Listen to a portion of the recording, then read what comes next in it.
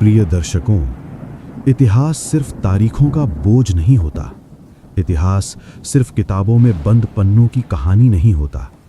और इतिहास कभी सिर्फ राजाओं, किलों और तख्तों तक सीमित नहीं रहता। इतिहास असल में एक आईना होता है, एक ऐसा आईना जिसमें इंसान जब झांकता है तो उसे अपनी सच्ची शक्ल दिखाई देती है। वो आईना बताता है कि ताकत क्या होती है और ताकत का नशा इंसान को कहां पहुंचा देता है। इतिहास ये भी सिखाता है कि जब इंसान अपनी हद भूल जाता है, जब वो खुद को मिट्टी नहीं बल्कि खुदा समझने लगता है, तो उसकी कहानी इबरत बन जाती है। आज हम आपको सुनाने जा रहे हैं इतिहास की एक ऐसी ही कहानी, एक ऐसी कहानी जिसे सुनकर रूह कांप जाती है, दिल सिहर उठता है और अक्ल झुक जाती है। ये कहानी है एक ऐसे इंसान की जिसका अहंकार इतना बढ़ गया था कि उसने खुद को अल्लाह के बराबर समझ लिया। उसका नाम था नमरूद। लेकिन सवाल यह है, नमरूद आखिर था कौन? क्या वो कोई फरिश्ता था या किसी और दुनिया की मखलूक?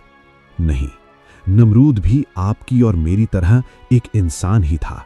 मां की कोख से पैदा हुआ, मिट्टी से बना और एक दिन मिट्टी में मिलने वाला। लेकिन उसे ये बात याद नहीं रही, वो अपने जमाने का बहुत बड़ा और ताकतवर बादशाह था। उसकी हुकूमत दूर दूर तक फैली हुई थी। जहां उसका नाम लिया जाता, लोगों की सांसें थम जाती। उसके महलों में सोना चांदी बहता था। उसकी फौजें आसमान को ढक लेने वाली लगती थीं। वो सोचने लगा, मेरे जैसा ताकतवर कौन है? मेरे हुक्म के बिना कौन जी सकता है, कौन मर सकता है? यहीं से उसके दिल में एक जहर ने घर बना लिया, घमंड। याद रखिए, जब इंसान के दिल में घमंड आता है तो शैतान उसके दरवाजे पर दस्तक नहीं देता। शैतान सीधे अंदर आकर घर बना लेता है। नमरूद के साथ भी यही हुआ। उसने खुद से कहना शुरू किया, मैं चाहता हूं तो किसी को जिंदा रखूं, मैं चाहता हूं तो किसी को मरवा दूं। और यहीं से उसने खुद को रब समझना शुरू कर दिया। एक दिन अल्लाह रब्बुल आलमीन ने अपने महान नबी हजरत इब्राहीम अलैहिस्सलाम को हुक्म दिया, ए इब्राहीम, नमरूद के पास जाओ और उसे हक की दावत दो। हजरत इब्राहीम अलैहिस्सलाम तौहीद के पैगंबर थे। डर क्या होता है वो जानते ही नहीं थे। सच कहना उनकी फितरत थी। हजरत इब्राहीम अलैहिस्सलाम बिना किसी भय के नमरूद के दरबार में पहुंचे। चारों तरफ शान और शौकत थी, हथियारबंद सिपाही थे और बीच में सोने का तख्त जिस पर बैठा था घमंड से भरा हुआ नमरूद। हजरत इब्राहीम अलैहिस्सलाम ने शांत और ठहरी हुई आवाज में कहा, ए नमरूद, एक अल्लाह की इबादत करो, वही जिंदगी देता है, वही मौत देता है। ये बात नमरूद के कानों में जहर बनकर उतरी। नमरूद जोर जोर से हंस पड़ा। उसने कहा, मुझे किसी अल्लाह की जरूरत नहीं, मैं खुद रब हूं। मैं जिंदगी देता हूं, मैं मौत देता हूं। उसने दो कैदियों को बुलवाया, एक को छोड़ दिया, दूसरे को कत्ल करवा दिया और बोला, देखा, मैं जिंदगी और मौत का मालिक हूं। लेकिन वो ये भूल गया, जिंदगी देना और सांस छीन लेना एक जैसी चीज नहीं होती। नमरूद के इस घमंड से शैतान इब्लीस बेहद खुश हुआ। उसने नमरूद के कान में फूंका, अगर तू सच में इब्राहीम के रब को झूठा साबित करना चाहता है तो जमीन पर नहीं, आसमान में जाकर कर। नमरूद चौंका, आसमान? मैं वहां कैसे पहुंचूं? शैतान मुस्कुराया। उसने कहा, 4 विशाल गिद्ध पाल, सालों तक उन्हें ताकतवर बना, उनके जरिए आसमान तक पहुंच जा। ये बात नमरूद के घमंड को और हवा देने वाली थी। साल गुजरते गए। नमरूद ने 4 गिद्धों को अलग से पाला।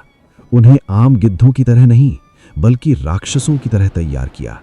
बेहिसाब मांस, खास देखभाल और लगातार प्रशिक्षण। वक्त के साथ वो गिद्ध इतने विशाल और ताकतवर हो गए कि लोग उन्हें देखकर डर से कांप जाते। नमरूद हर रोज उन्हें देखता और सोचता, अब कोई मुझे रोक नहीं सकता। वो दिन भी आ गया जब नमरूद ने अपने घमंड को अमल में लाने का फैसला किया। एक खास आसन तैयार किया गया, 4 गिद्धों को उससे बांधा गया। नमरूद शान से उस आसन पर बैठा। हुक्म दिया गया और गिद्ध आसमान की ओर उड़ चले। नीचे लोग हैरानी से देखते रहे। किसी ने डर से सजदा कर लिया, किसी ने आंखें मूंद लीं, और ऊपर नमरूद खुद को खुदा समझ रहा था। आसमान में पहुंचकर नमरूद ने अपना धनुष उठाया। उसने ऊपर की ओर पूरा जोर लगाकर एक तीर चलाया। कुछ पल की खामोशी, फिर वही तीर वापस लौट आया और उस तीर पर था मछली का खून। नमरूद की आंखें चमक उठी। वो चिल्लाया, मैंने इब्राहिम के रब को घायल कर दिया। देखो, मैं जीत गया। लेकिन वो ये नहीं जानता था, ये अल्लाह की एक आजमाइश थी। अल्लाह इंसान को उसके घमंड की रस्सी खुद पकड़ने देता है। जमीन पर लौटते ही नमरूद का घमंड आसमान छूने लगा। उसने ऐलान कर दिया, अब मैं इब्राहिम के रब से खुली जंग करूंगा। चारों तरफ ढोल बजने लगे, सेना इकट्ठा होने लगी, हथियार चमकने लगे, घोड़े तैयार हो गए। नमरूद अपने आप को अजेय समझ बैठा था, लेकिन आसमान में अल्लाह रब्बुल आलमीन सब देख रहे थे। न कोई सेना, न कोई हथियार। अल्लाह ने सिर्फ एक हुक्म दिया, ऐ मच्छरों, आज तुम्हारे लिए दावत है। और फिर लाखों करोड़ों मच्छर काले बादल की तरह नमरूद की सेना पर टूट पड़े। हवा गूंज उठी चीखों से। सिपाही अपने चेहरे ढकने लगे, घोड़े बेकाबू होकर भागने लगे। हथियार किसी काम के नहीं रहे। तलवार मच्छर को क्या मारेगी, भाले किसे रोकेंगे। जिस सेना पर नमरूद को सबसे ज्यादा घमंड था, वही सेना कुछ ही पलों में टूट गई। मच्छर नाक में, कानों में, आंखों में घुसते चले गए। लोग अपने ही हथियारों से खुद को मारने लगे ताकि दर्द से छुटकारा मिले। नमरूद ये सब देख रहा था और समझ नहीं पा रहा था कि ये क्या हो रहा है। उसी अजाब के बीच एक छोटा सा मच्छर नमरूद की नाक में घुस गया। बस यहीं से उसकी असली सजा शुरू हुई। दर्द ऐसा था कि वो चीख उठता। वो अपने सिर पर जूते मारता, लोहे की छड़ से सर पिटवाता, लेकिन दर्द कम नहीं होता। अल्लाह ने उसे फौरन नहीं मारा। क्यों? ताकि वो समझे जिसने खुद को रब कहा था, वो एक मच्छर के सामने कितना बेबस है। बरसों तक नमरूद जिंदा रहा, हर दिन दर्द, हर रात तड़प, और आखिरकार वो मर गया। एक मच्छर एक बादशाह की मौत का कारण बना। इस तरह नमरूद, अहंकार का प्रतीक, अल्लाह की सबसे छोटी मखलूक से तबाह हो गया।